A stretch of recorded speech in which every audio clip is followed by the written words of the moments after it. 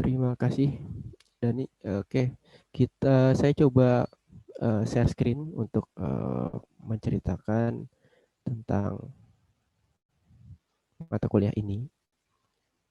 Oke, jadi otomasi perpustakaan ini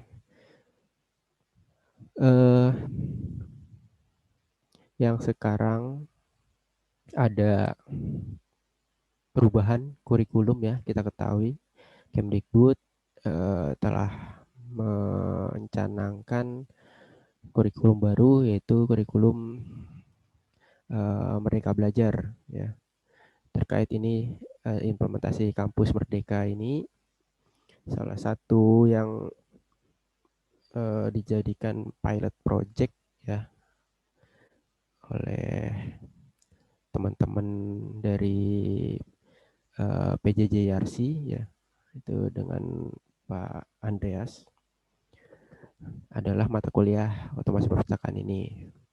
Ini kebetulan RPS-nya bisa dibilang baru dan cukup radikal perubahannya, meskipun secara tema mungkin masih terkait juga dengan topik di tahun-tahun sebelumnya, namun secara cara pembelajaran itu kita mengalami perubahan. Di sini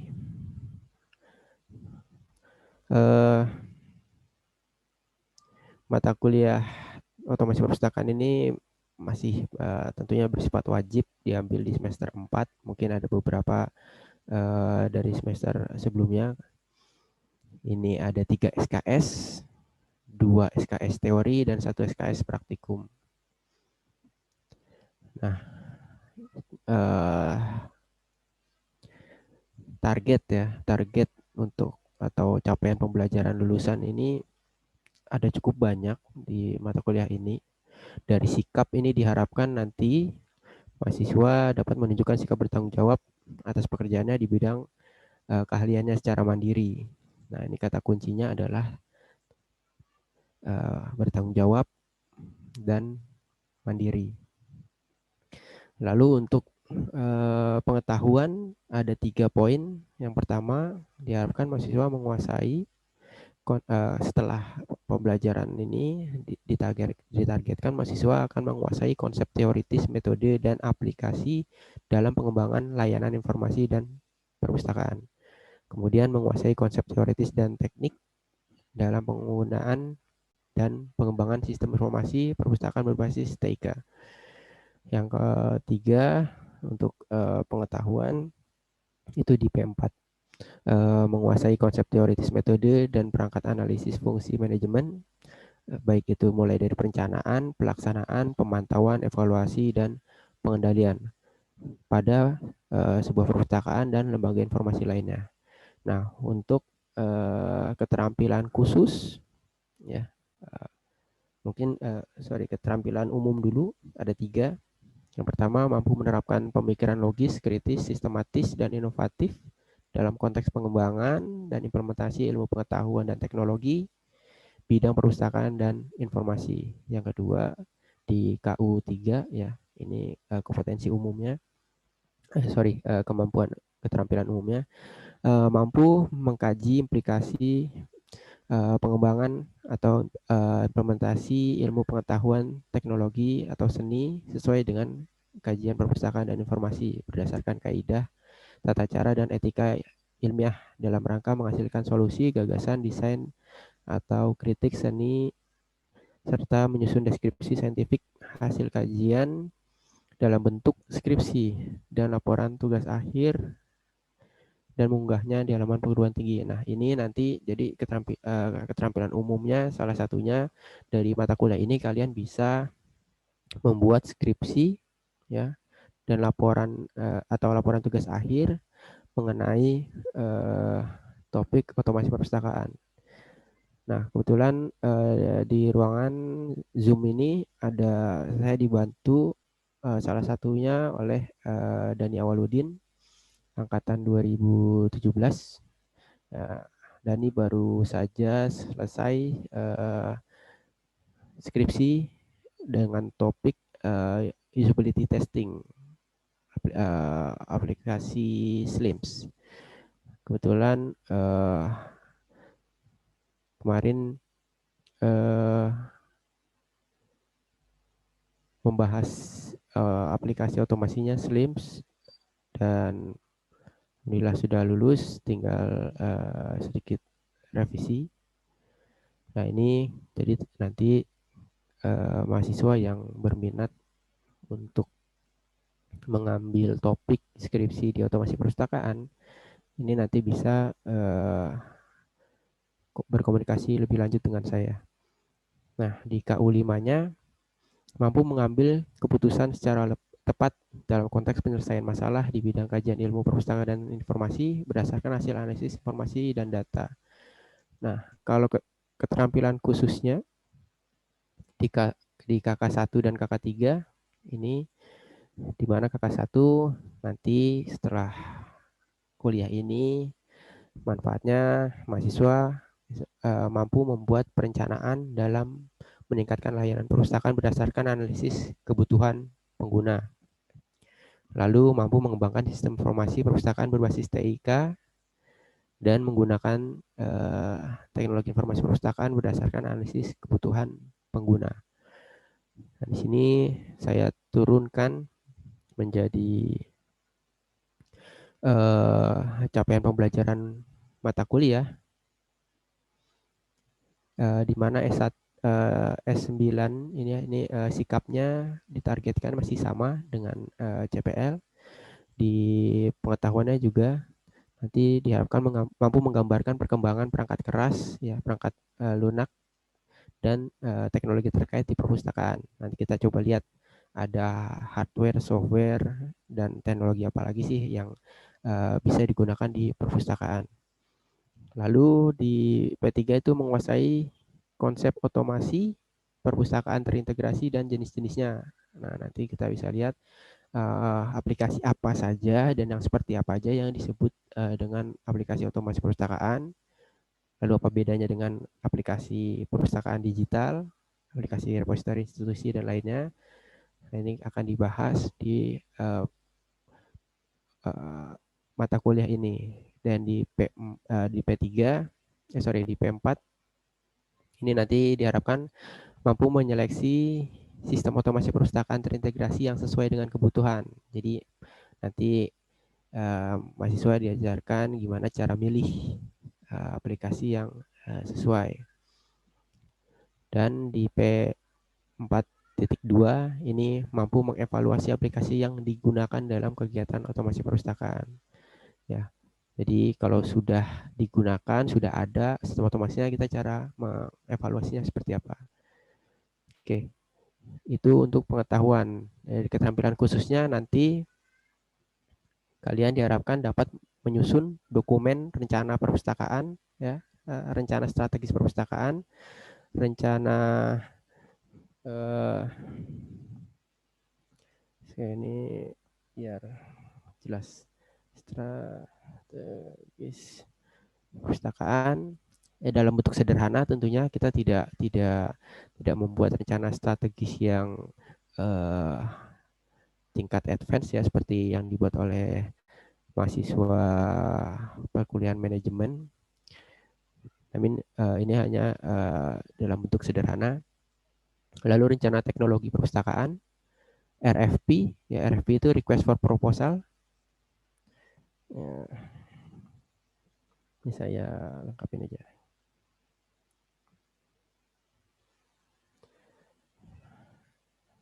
Dan proposal integrated library system atau sistem otomasi perpustakaan terintegrasi dalam bentuk yang sederhana. Nah, dokumen-dokumen ini diperlukan untuk kalian ketika ingin menerapkan sistem otomasi di perpustakaan atau ingin memperbarui sistem. Ya, ini perlu ada dokumen-dokumen ini supaya lebih terencana. Di KK3 itu kita diharapkan nanti mampu mengimplementasikan sistem otomasi perpustakaan terintegrasi. Jadi penggunaannya seperti apa. Tadi dari perencanaan ada di KK1, di KK3 ini lebih ke implementasinya. Di KU1 sampai KU5 ini masih sama dengan yang atasnya. Jadi mata kuliah ini ya karena ditargetkan lulusan dari prodi perpustakaan dan sains informasi ini mampu mengimplementasikan sistem otomatis perpustakaan. Melalui kuliah ini mahasiswa diberikan kemampuan-kemampuan dasar untuk melakukan hal tersebut. Ya, jadi kuliah ini memperkenalkan dan mengajarkan kepada kalian kemampuan dan pengetahuan dasar serta perkembangan teknologi otomasi di perpustakaan. Diharapkan nanti kalian mampu mulai dari seleksi, implementasi sistem, ya, serta menyusun dokumen-dokumen yang diperlukan dalam pengadaan barang atau jasa. Nah,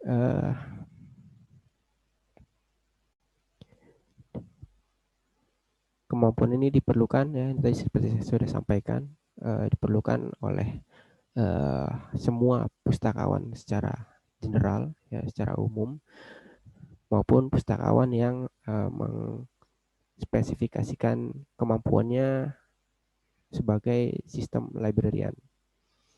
Nah, tadi karena ada 3 SKS, beban waktunya itu 410 menit.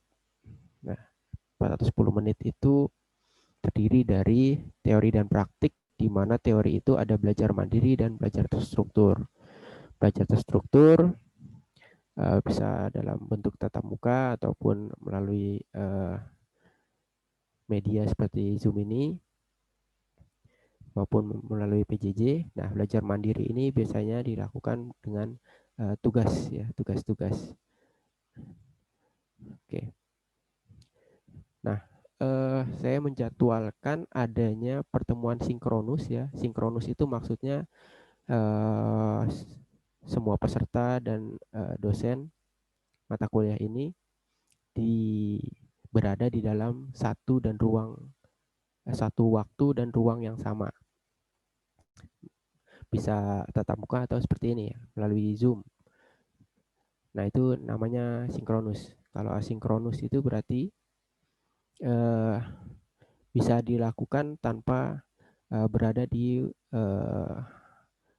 waktu dan ruang yang sama. Jadi misalnya saya letakkan video tutorial, materi, ya, dan latihan ataupun tugas di layar YRC, di PJJ.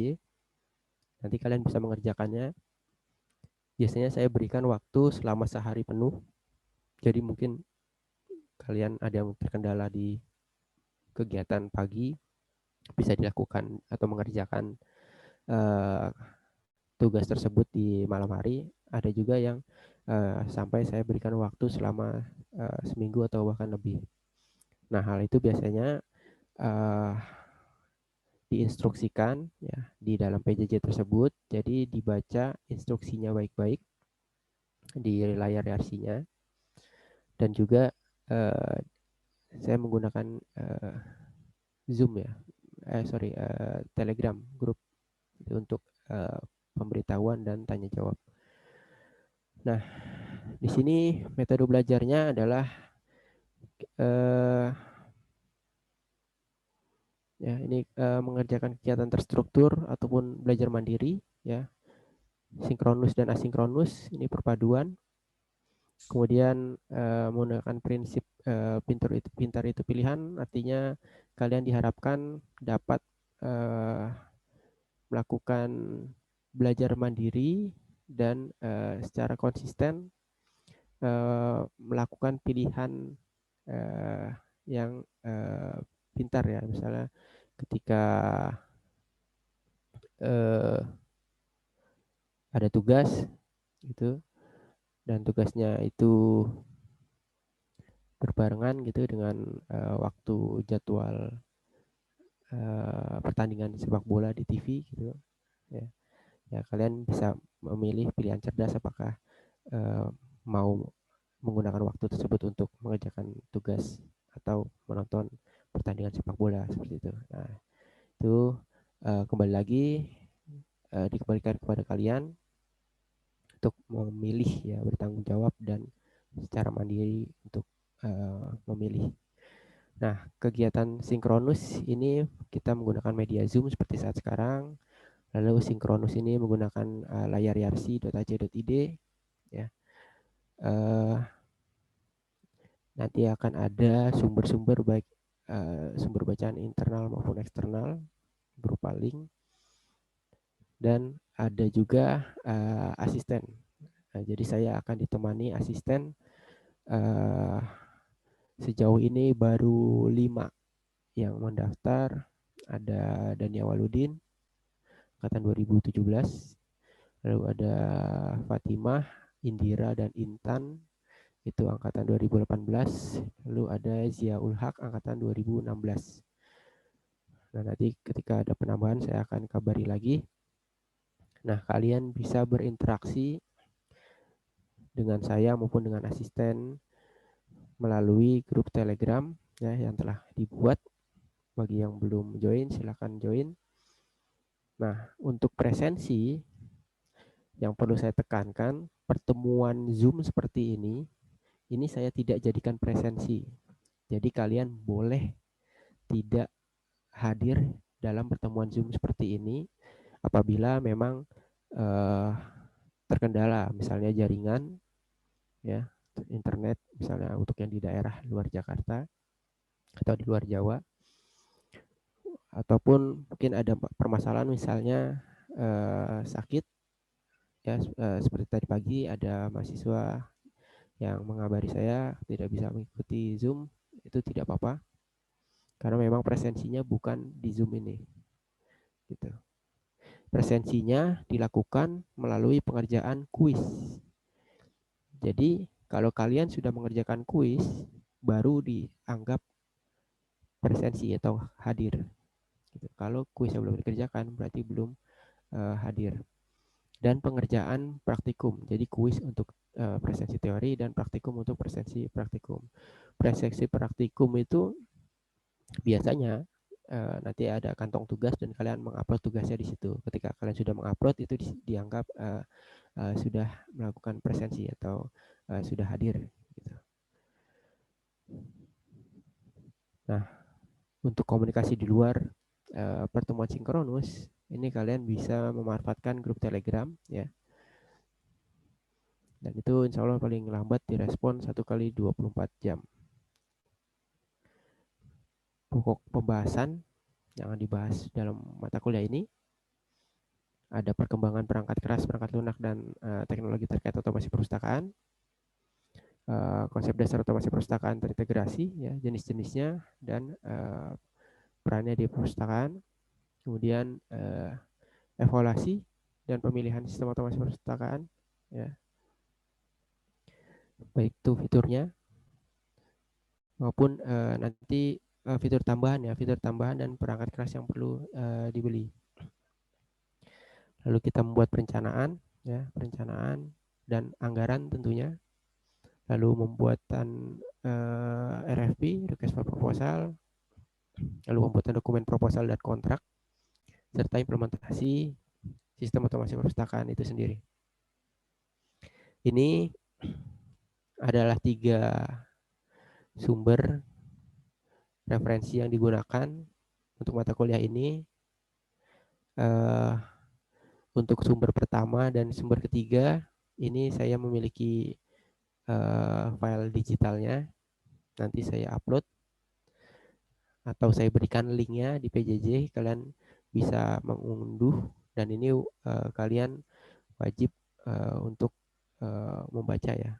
Jadi bisa kalian gunakan dalam mata kuliah ini.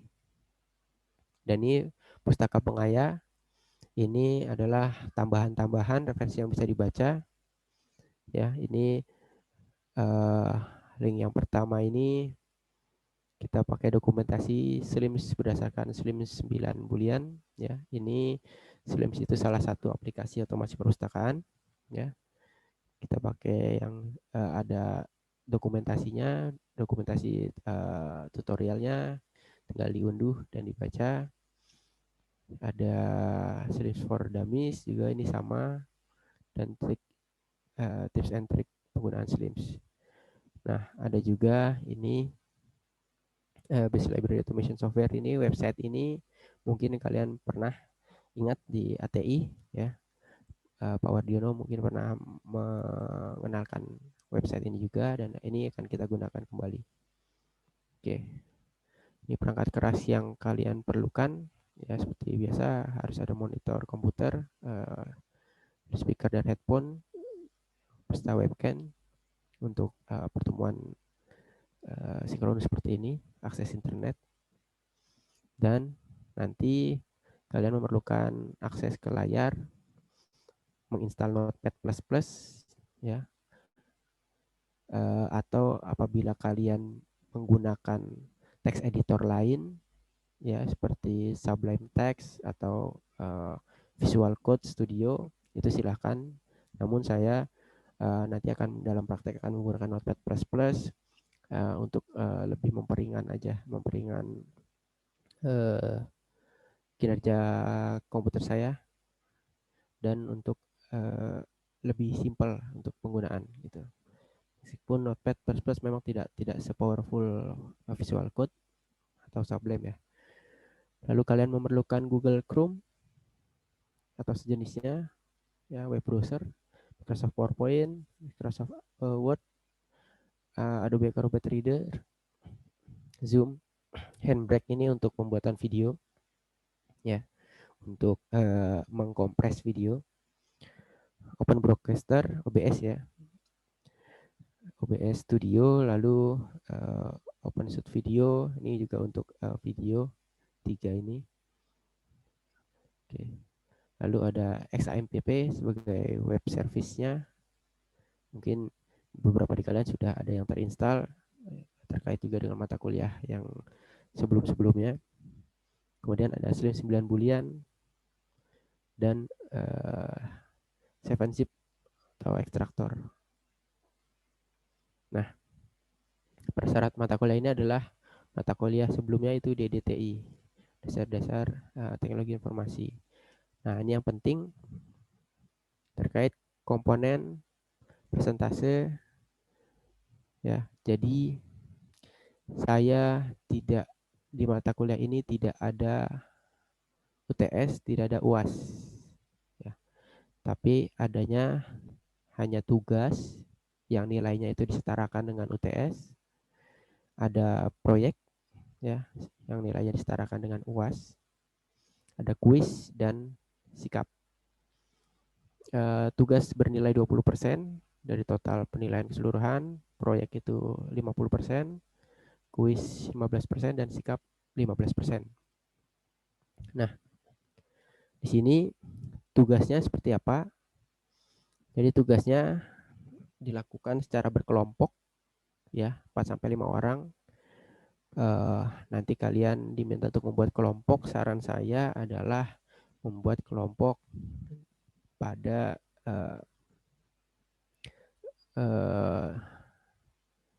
tempat tinggal atau domisili yang berdekatan gitu. Karena ini akan terkait juga dengan proyek. Nah, kelompok ini mengerjakan apa? Jadi setiap kelompok diminta untuk melakukan observasi ya. Observasi bisa observasi langsung ya ke lapangan maupun secara virtual dengan mengakses websitenya, atau dengan cara wawancara juga bisa, wawancara bisa secara langsung maupun dengan melalui telepon, WhatsApp, email ya. Jadi tidak harus secara fisik ya, tapi juga secara virtual juga bisa. Lalu melakukan analisis kebutuhan, kemudian melakukan perencanaan implementasi sistem otomasi perpustakaan pada sebuah perpustakaan atau taman bacaan masyarakat. Nah, jadi kalian bikin kelompok, lalu melakukan observasi, analisis kebutuhan, dan perencanaan itu untuk sebuah, di sini mungkin lebih tepatnya kita nanti dalam tugas ini menggunakan TBM, Taman Bacaan Masyarakat ya. Jadi bukan perpustakaan. Nah, nanti daftar TBM-nya apa saja nanti akan saya berikan. Nah, nanti setiap kelompok tersebut akan berperan sebagai pengelola perpustakaan atau TBM tersebut. Jadi kalian akan berperan sebagai pengelola institusi perpustakaan atau TBM tersebut, lalu membuat observasi, analisis kebutuhan, dan perencanaan. Gitu. Hasilnya berupa apa? Hasilnya berupa dokumen tadi, rencana strategis perpustakaan, ini nilainya 15%, rencana teknologi, ya, lalu dokumentasi berupa foto atau video saat pelaksanaan pengerjaan. Tentunya karena berkelompok, kalian tentu membutuhkan diskusi kelompok. Ketika melakukan diskusi kelompok, misalnya dalam Zoom, tentunya saya membutuhkan bukti ya, berupa foto atau video kegiatan tersebut. Atau kalian mungkin ada yang ke TBM ya, ke TBM tersebut untuk observasi, itu bisa foto hasil observasinya maupun video hasil observasinya dikumpulkan. Nah, ini nilainya 10%. Lalu nanti ada penilaian dari mitra. Jadi saya akan meminta penilaian dari pengelola asli ya, pengelola atau ketua TBM-nya itu untuk menilai hasil kerja kalian. Dan yang terakhir ini ada RFP, request for proposal, sebesar 50%, nilainya paling tinggi untuk tugas. Nah, ini akan diunggah pada batas waktunya Minggu UTS. Minggu UTS berarti minggu ke-8. Ya. Minggu ke-8, sebenarnya ini sudah masuk minggu kedua, berarti masih ada sekitar 6 minggu lagi waktunya untuk pengerjaan tugas ini. Keterlambatan akan menyebabkan pengurangan nilai sikap 15 poin per hari. Apabila lewat dari 3 hari, maka tugas tidak akan diterima. Nah, untuk proyek ya yang nilainya 50% ini sama. Kelompoknya sama dengan kelompok pengerjaan tugas. Jadi nggak usah bikin kelompok baru ya. Dan kalian akan melakukan observasi, implementasi, dan evaluasi sistem otomasi perpustakaan di Perpus atau TBM. Dalam hal ini sudah saya tentukan kita akan di TBM, 10 TBM yang sudah bersedia menerima kalian untuk pengerjaan tugas ini. Nah, nanti bedanya dengan tugas selain kegiatannya adalah perannya. Kalian kali ini akan berperan sebagai konsultan jasa maupun produk sistem otomasi perpustakaan terintegrasi yang melayani pengelola perpustakaan. Jadi nanti misalnya ada 10 kelompok, kelompok 1 misalnya di TBMA, dia membuat tugasnya sudah dikumpulkan. Nanti tugas ini akan RFP-nya akan dijawab oleh proposal dari kelompok 2 misalnya. Jadi akan antar kelompok akan seperti bertukar RFP ya. Oke. Ini kalian berupa produknya yang dinilai berupa dokumen proposal ya, terus kontrak, Jadi kalian akan membuat kontrak sederhana, lalu dokumentasi foto maupun video pelaksanaan proyek, kemudian eh, laporan ya. Ketika selesai melaksanakan proyek, tentunya kalian akan membuat sebuah laporan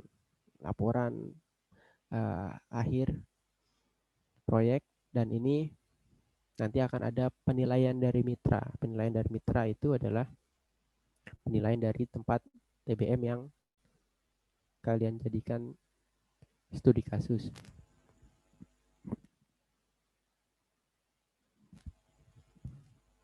Nah, ini dokumen ini akan diunggah pada minggu ujian akhir semester. Jadi saat minggu ujian akhir semester, kalian tinggal upload proyek ini. Sama seperti tugas, keterlambatan menyebabkan pengurangan nilai sikap 15 poin per hari, ya, dan maksimal itu 3 hari. Lebih dari 3 hari itu proyek kalian tidak akan diterima. Nah, di sini kuis, ya. Kuis akan dilakukan daring, ya. Ini akan ada 10 sampai 14, ya. 10 sampai 14 ujian atau kuis.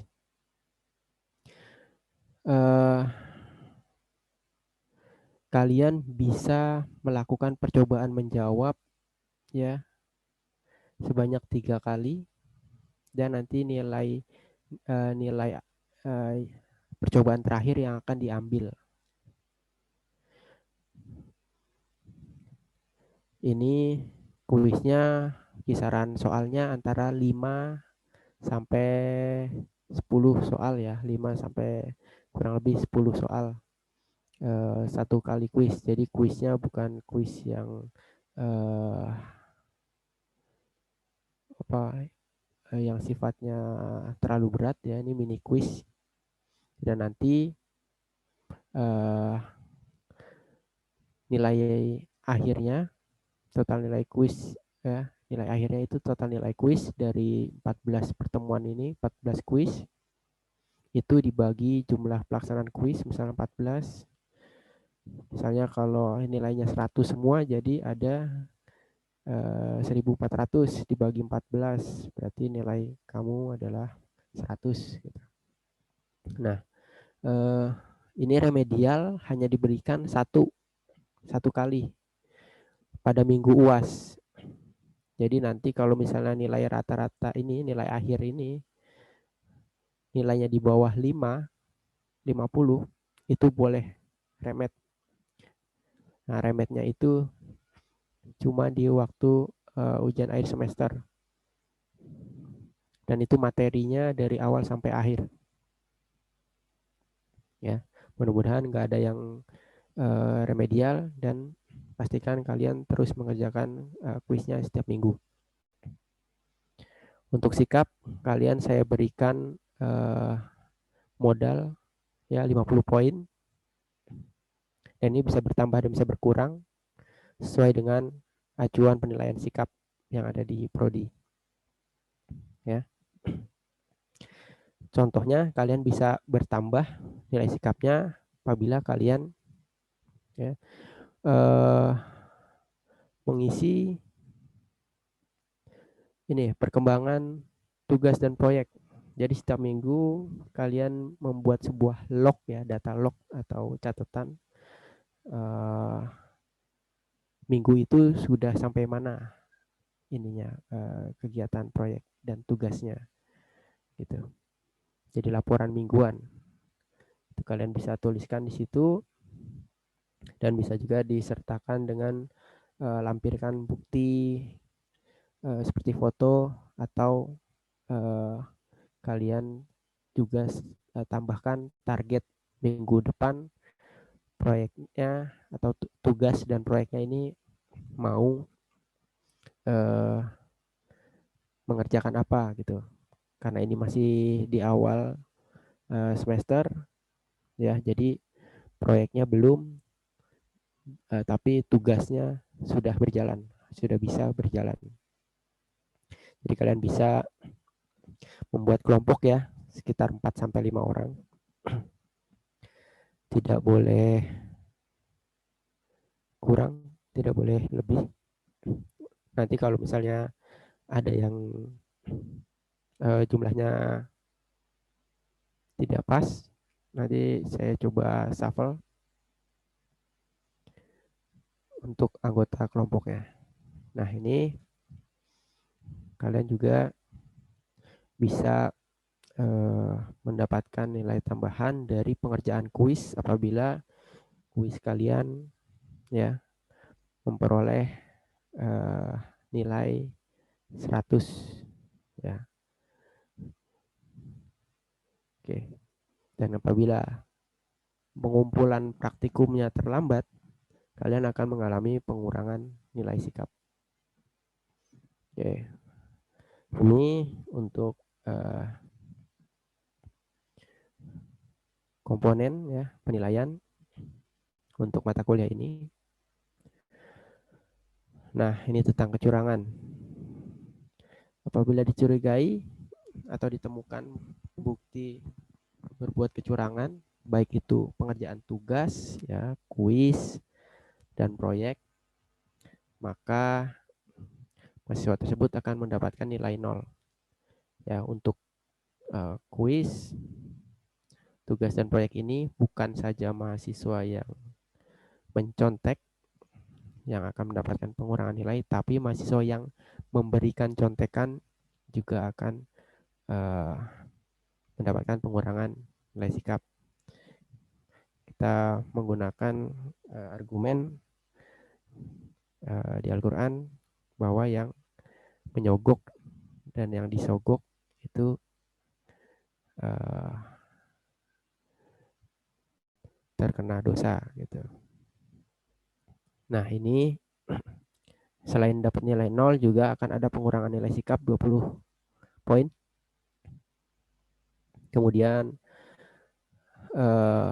kalian dapat melakukan ini ya, nilainya akan pulih ya kalau kalian dapat melakukan pembuktian terbalik gitu ya, pembuktian terbalik bahwa kalian tidak melakukan mencontek gitu. Nah, ini nanti nilainya akan saya tampilkan di Google ya, Google Sheet ini di Google Drive ya. Kalian bisa lihat nilai kalian secara terbuka pada lembar tersebut. Kemudian kalian bisa juga melakukan konfirmasi nilai ya, perbaikan. Misalnya ada nilai sikap yang kalian sudah upload bukti mengikuti seminar ya, tapi belum dapat nilai tambahan. Nah, itu bisa melakukan konfirmasi agar mendapatkan nilai tambahan nilai sikap ya. Dan ini hanya berlangsung saat pembelajaran 14 minggu ini gitu. Jangan sudah nilainya keluar ya di ini di sisakat itu, apalagi sudah tutup ya sisakatnya, baru mengkonfirmasi gitu ya. Tapi harus di waktu yang kita masih bisa melakukan perubahan nilai di sisakat. Nah,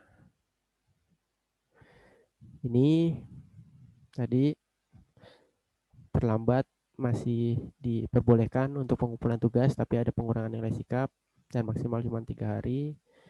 Dan ini untuk remedial ya, tadi hanya dilakukan di akhir mata kuliah. Oke. Nah,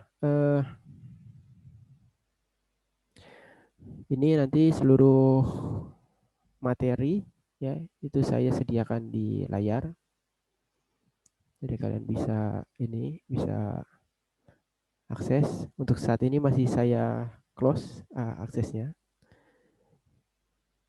Nah, ini kurang lebih gambarannya ya.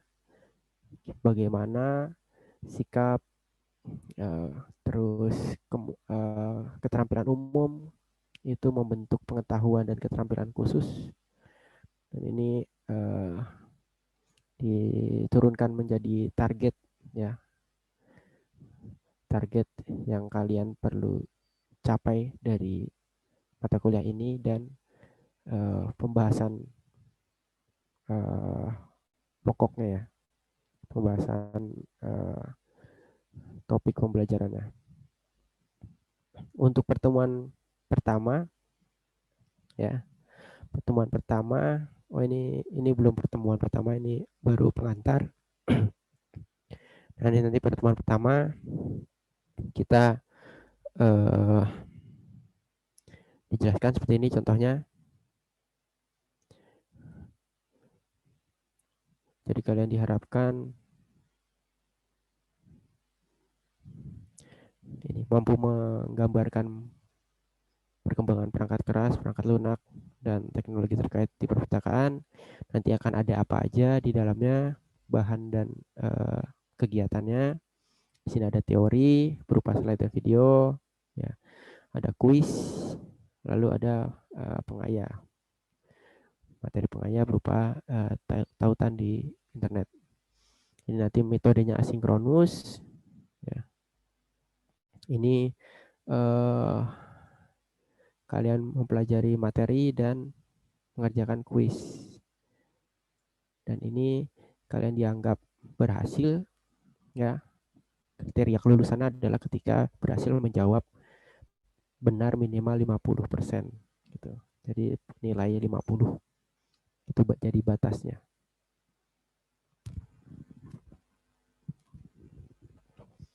Nah, lalu ada kegiatan apa lagi? Ada kegiatan praktikum.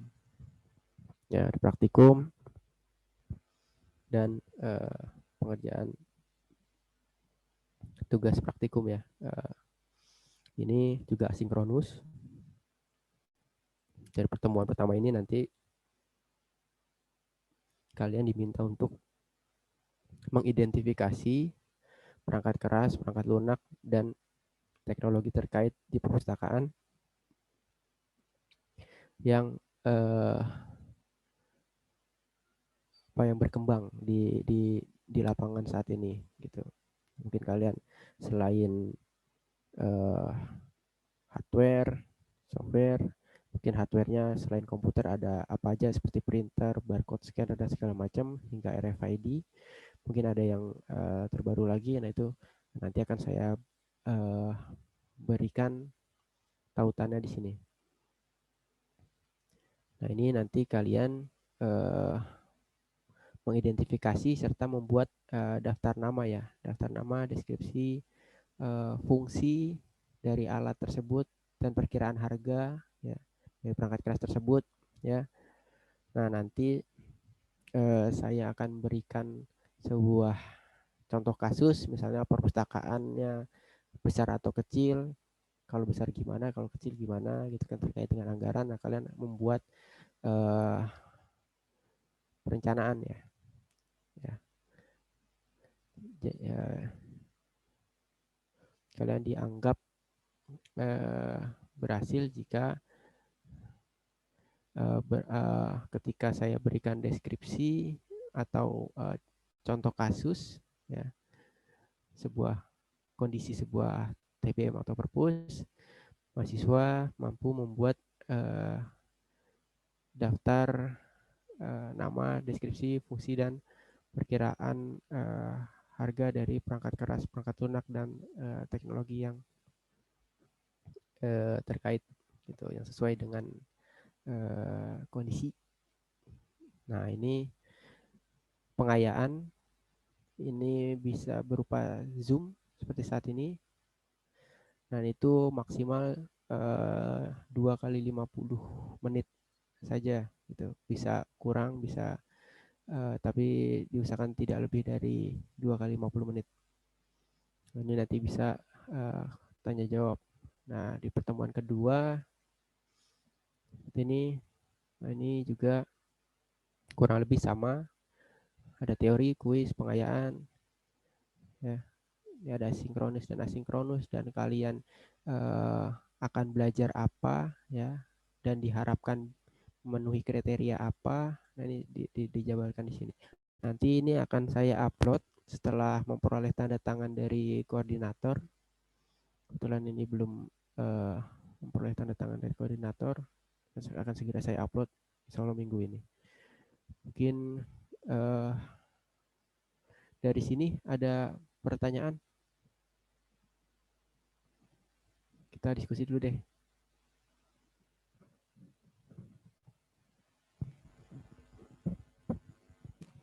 Ada yang mau ditanyakan terkait mungkin tadi penilaian atau hal-hal lainnya?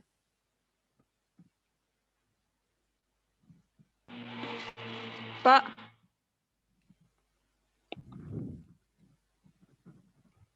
mau Ya, nanya, silakan. itu jadi yang proyeknya kalau dari luar Jawa gimana sih Pak maksudnya? Ya, Yang tinggalnya domisilinya di luar Jawa gitu Pak. siap. Oke. Ya, kemarin kita sudah ada polling ya, di Telegram mengenai domisili. Nah, yang kita tahu kan ada beberapa mahasiswa seperti ada Eki, ada Islamuddin, terus ada kalau nggak salah ada 3 atau 4 yang di luar Pulau Jawa. Nah, ini kan ada tugas kelompok ya. Untuk tugas dan proyek kan itu berkelompok. Sekitar 4 sampai 5 orang ya. Ini ada 50 anak, berarti 10 kelompok, masing-masing 5. Untuk yang di luar Jawa itu kalian bisa bagi tugas sebenarnya. Jadi terkait juga dengan pandemi, nanti akan ada petunjuk teknisnya. Jadi tidak semua bareng-bareng gitu ya, lima-limanya ke lokasi tersebut, gitu, lokasi TBM. Tapi kalian bisa membagi tugas. Ada yang bagian observasi, ya, ada yang bagian membuat perencanaan, ya. Tentu dikerjakan bersama-sama, tapi ada yang dominan pembagian tugasnya tuh bisa kalian atur, gitu. Seperti misalnya, tentunya saya tidak mengizinkan lima-limanya itu ke lokasi, ya, ke TBM secara bersamaan, gitu. Jadi bisa di split. Misalnya mungkin beberapa di antara kalian ada yang punya ada yang di luar kota, di luar Jawa, ada yang punya penyakit ya, komorbid, yang rentan apabila terkena COVID. Nah, itu tentunya tidak diizinkan untuk turun ke tempat TBM untuk berkunjung, gitu. Tapi sisanya ya bisa diizinkan, gitu, dengan protokol kesehatan. Dan tadi tidak boleh ya, misalnya lebih dari 2 ya, 2 orang atau 3 orang. Seperti itu nanti akan petunjuk teknisnya. Jadi misalnya kalian mengerjakannya ketika observasi bisa 1 orang saja yang ke lapangan. Di situ kalian bisa sambil WhatsApp call ya.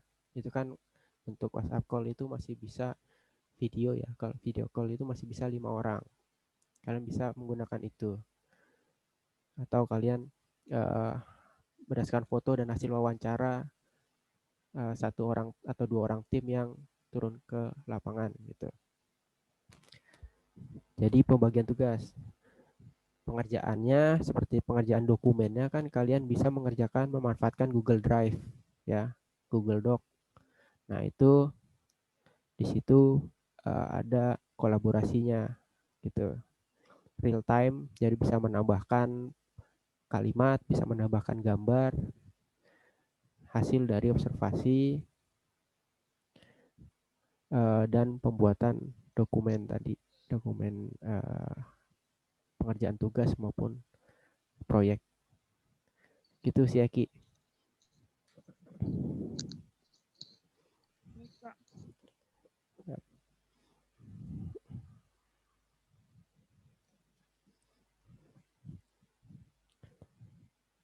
Nah, nanti mungkin yang di luar Jawa ya, itu bisa misalkan jangan ada 2 orang yang berdomisili di luar Jawa dalam satu kelompok gitu, biar kelompok yang ada di apa di dekat lokasi TBM-nya tidak terlalu ini ya, tidak terlalu sulit untuk membackupnya. Gitu. Kalau satu masih oke. Jadi nanti distribusikan kelompoknya dari kalian aja nanti yang membagikan. Nanti saya bagikan juga alamat TBM-nya, kontaknya. Gitu. Tapi tadi jangan pilih yang terlalu jauh gitu, misalnya yang dari Jakarta Utara ambil TBM yang di daerah Jakarta Selatan gitu. Nah itu kan cukup jauh. Terus pastikan distribusinya rata gitu. Oke, ada pertanyaan lagi? Silakan.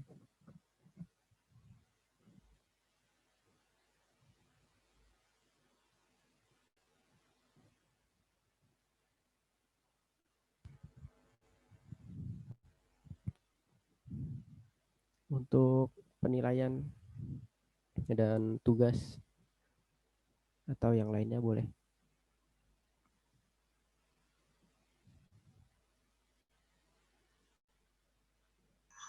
Pak, izin bertanya, Pak. Silakan Bagas. Itu untuk TBM-nya, misalkan anggota kelompoknya ada 4, apakah ke misalkan TBM Bogor gitu, berempatnya boleh, asal sesuai dengan protokol, Pak. Kan Oke. lagi Bogor kan lagi ganjil genap, misalkan kayak gitu. Misalkan harus ke Bogor. Oke. Oke, terima kasih Bagas. Yang pertama, TBM-nya sudah saya pilihkan. Saya sudah berkoordinasi dengan lembaga PLI ya, Pegiat Literasi Indonesia.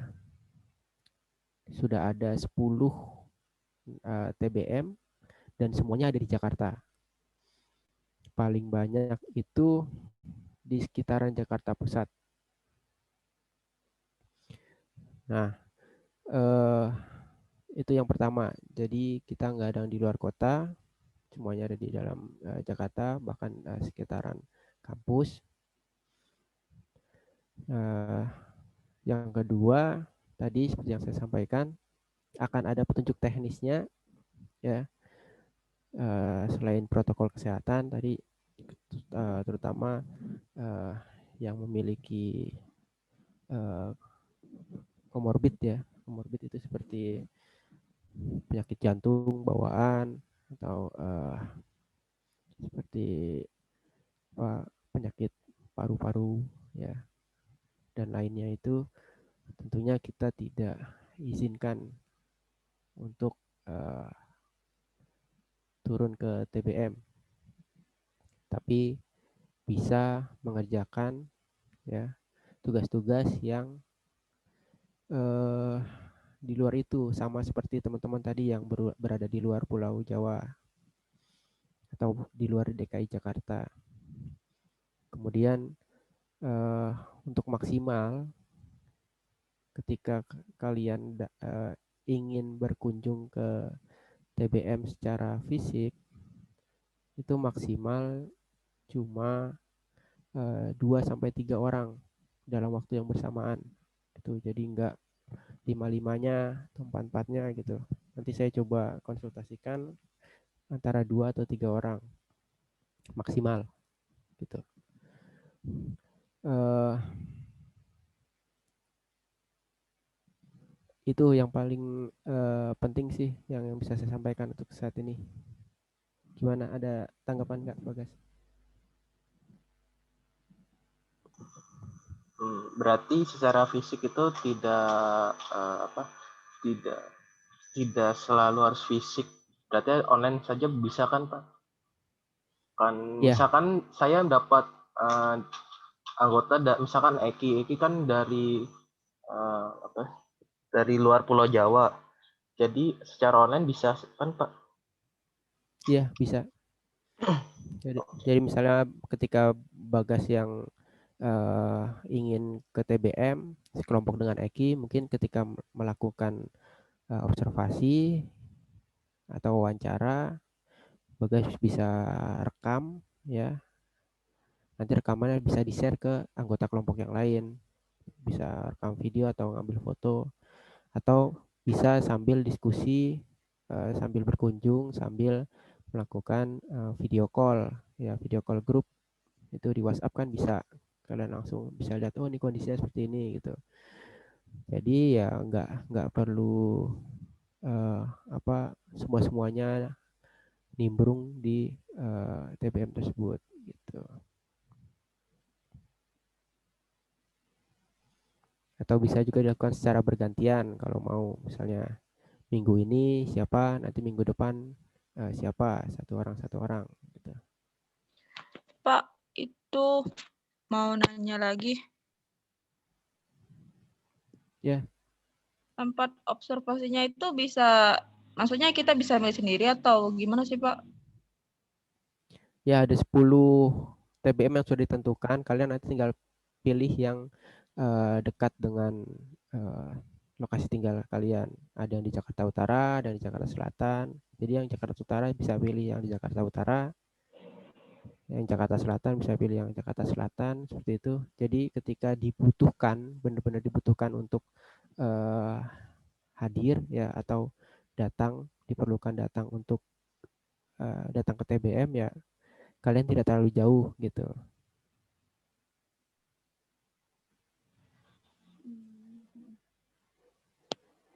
Gitu. Baik, Pak. Oke.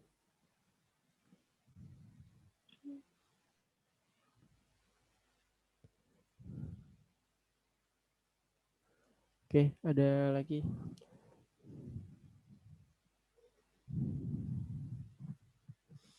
Ya, nah, di sini juga ada, tadi Dani sudah mungkin kalian sudah pernah bertemu sebelumnya, lalu ada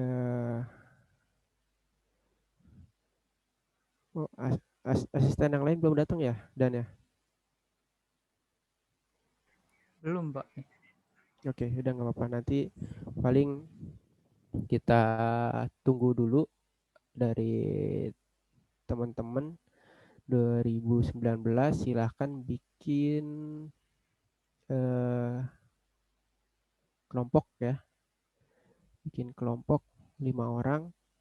Nanti mungkin ada satu kelompok yang jumlahnya 6 orang ya, 6 orang atau 7 orang gitu. Ini karena ada 51 ya, atau 50 pas ya pesertanya, saya kemarin belum belum cek lagi. Kalau pesertanya 50 ya berarti 55. Kalau ada 51 berarti ada satu kelompok yang eh, 6 orang gitu. Itu nanti bisa di eh, kalian tentukan nama-nama TBM-nya, saya akan share di grup Telegram. Kalau misalnya nggak ada pertanyaan, nanti kita bisa sudahi Zoom ini. Saya share kelompoknya saya share data TBM-nya di Telegram. Kalian bisa menentukan hari ini tentang pembentukan kelompoknya. Kelompok satu siapa aja sampai kelompok 10 siapa aja. Dan juga penentuan siapa ketua kelompoknya. Jadi harus ada satu yang bertanggung jawab sebagai ketua kelompok. Kalau mau dibikin ketua kelompok seperti atau pembentukan kelompok seperti yang di kegiatan yang kuliahnya Pak Aya, silakan. Gitu. Pokoknya kalian tentukan sendiri. Gitu. Ada pertanyaan?